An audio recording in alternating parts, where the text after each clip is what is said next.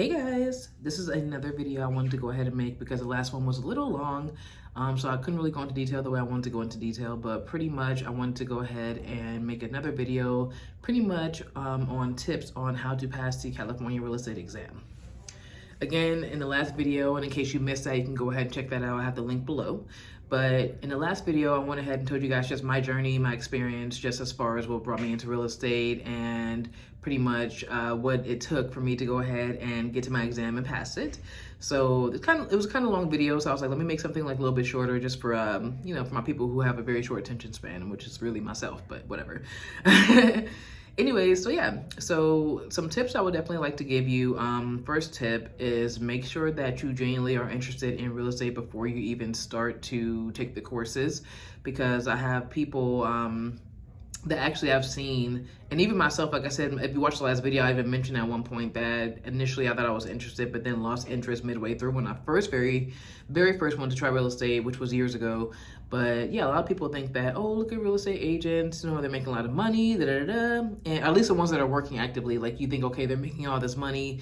It looks like something I can do, it looks easy. I can tell you guys now, just in the last week or so I've been an agent, it's not 100% easy. It is fun because I'm interested in what I'm doing, but it's definitely not easy at all, and I haven't even really began to get started, but it's definitely not easy. So make sure it's something you genuinely want to do. Make sure you're not just doing it solely for the money, because unlike a regular 9-to-5 job, real estate is not something you can just start right away. It's a process, like from start to finish. Like for me, most recently, because like I said in my last video, I actually passed my exam a week ago. So what led up to my exam, as far as when I started, it was about a 4-month process. I started taking my classes April 1st, and I was able to finally schedule my exam August 1st. So that was about a 4-month process it took. Now that's actually relatively short compared to most people. Most people it takes like 6 months, even a year, because they actually just take their time, or a lot of people just take courses that are like in person, so it just takes a lot longer. I took my courses online, so I was able to get them done in like 2 months.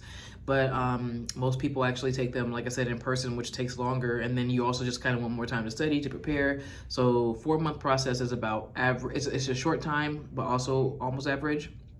Some people can get it done sooner than that in other states, but like I said, here in California, 4 months is like a really good time frame, or it's about average time frame, if not a short time frame either, because like I said, more so 6 months really is like the average time frame. But yeah, make sure it's what you want to do. Tip number 1, make sure it's what you want to do, because it's a lot of work that goes into it.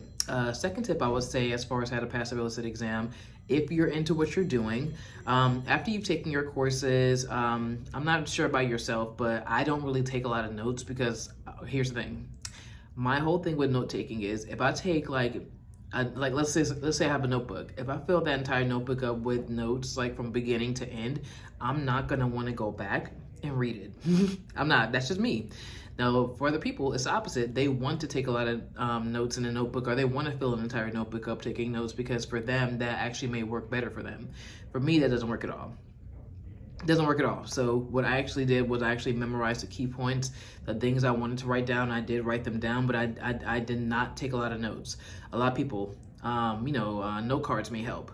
I don't do note cards. Again, like anything that I have to go back and like constantly reread as if I'm reading a book again, I don't want to do. I can read key points, but like reading like paragraphs and paragraphs of like just like different notes I took on every little thing, I cannot do that. Like my brain would get scattered and I'll forget a lot of information. I write down the main points and things that have to be remembered, and then that's what I go ahead and go over and memorize. So the second one, like I said, tip 2 would definitely be to make sure you go ahead and either do what works for you. So take your notes if you have to take notes. If you're a note card person, do your note cards. Whatever helps for you, you need to go ahead and do that with all the information that you went ahead and learned from that course. Tip number 3, I'm not sure how it works in other states, but like I mentioned in my last video as well, here in California, you do have to submit, of course, your course material before you can actually even apply to take your exam, or schedule your exam, excuse me. So how that works for me, I actually had a 2-month time frame before I actually finished my courses and actually was able to take my exam. It was a full 2 months. So during that 2 months, did I study the entire time? No. No, because I would have been burnt out. Mentally, I would have been burnt out, but for other people, that may work. So tip number 3 would be just when you actually do get to scheduling your exam and you have that official day and time of when you're going to take it, you need to go ahead and study however works best for you. So again, like I just said for tip number 2, as far as making your notes and note cards and things like that, if those work for you, you need to study those leading up to the exam. If you have, like myself, 2 months before the time you're done and the time you actually took your exam, you might want to study for 2 months. For me, that didn't work because I would have been burnt out mentally, and I just know myself. So what worked for me was when I actually did hear back, I actually gave myself a full week, like just 7 days before I took my exam, because it still had been 2 months. But I was like, hey, what's one more week? So I gave myself a full 7 days of nothing but studying, so that way I didn't feel burnt out. I pretty much just kind of mentally prepared myself that, hey, this next week you're going to be doing this nonstop, and I was able to get it done as far as just what makes me or how I study the best, which again is just going over my bullet points, and then also videos work the best for me. So yeah, so that's what I went ahead and did. Like I said, tip 3 is give yourself ample time to study. If you're someone like myself that gets burnt out easily, don't study for months and months, because you're gonna get burnt out. Give yourself that set time period. Like I said, for me, 1 week worked. So again, tip 3, give yourself that time to study. Like I said, whether it's 2 months or 1 week, give yourself that time. And then tip number 4, don't overthink things too much. I know it's easier said than done, but when you're actually taking the exam, do not overthink things too much. I know, like myself, I tend to overthink things, especially if I'm really nervous about it. And also, I just kind of get test anxiety to begin with. Like, whenever I take a test, even if I am prepared for it, I just instantly get anxiety. I know a lot of people are like that. So if you're also like that, just make sure you give yourself time to actually read the question. Like, you know what I mean? So if you have a question that you literally have to sit there and reread 4 or 5 times, then reread it 4 or 5 times just so you truly understand it, because with the real estate exam, you do have to pay to take that. So if you failed that exam, you're gonna have to pay again. You're pretty much gonna have to go through the whole scheduling process again. And I'm not sure how long that takes if you fail, like I said, because luckily I was able to pass the first time I scheduled it, thankfully. But for those who don't pass the first time, which is not a huge deal if you don't, because it's 150 questions, it's kind of hard, or it can be hard, I guess. But yeah, like I said, just yeah, like give yourself that time. Like give yourself that time to study, and then also read the question as well. So make sure you're just mentally prepared for it. If you're like me and get test anxiety, then like I said, what worked for me as far as getting over that anxiety is reading the question multiple times. Because after about the second or third time I read the question, I didn't really have so much anxiety, and I was able to kind of just clearly focus and like just mentally understand what I was reading, as opposed to being so nervous that I don't even understand what I'm reading. Because obviously, like, you know, like anyone, when you get nervous, you sometimes just your brain gets scattered. So yeah, reread the question multiple times. Make sure you take your time while taking the exam, and do the process of elimination with the multiple choice questions, because they all are multiple choice. So when you're doing that, process of elimination. So for example, like I said before in the last video, if you're reading the 4 answers for the multiple choice, you know for a fact A and D are not it. Boom, B and C. Go over B and C and do the process of elimination from there until you figure out which one's the best answer.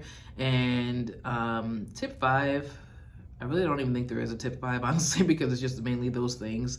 Yeah, like I said, I guess tip 5 will have to be just mentally prepare yourself to take the exam. It is 150 questions. They do give you 3 hours to take it. So mentally prepare yourself, I guess, would be tip number 5. But yeah, aside from that, like I said, I am a real estate agent here in the Los Angeles area, or at least up and coming agent, I can say, because I did just pass my exam last week. Super excited about that. And I am, of course,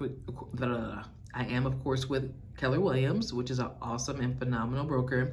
You can go with whoever you want to after you pass the exam, but I chose to go with them because they fit my brand the best. At least I felt that way. And you can see in the background KW. But yeah, so those are just my tips, of course, on how to pass the exam. If you know anyone that needs to buy, sell, or lease, please go ahead and contact me. I'm going to have my contact info below, and please go ahead and like and subscribe too. I am trying to build my YouTube channel, and please go ahead and follow me on social media as well. I'm trying to build those up as well, and I do follow back. And of course, I'm always open to networking with other agents as well, just from all over the US, or even here in California as well. But yeah, there you go. Thank you.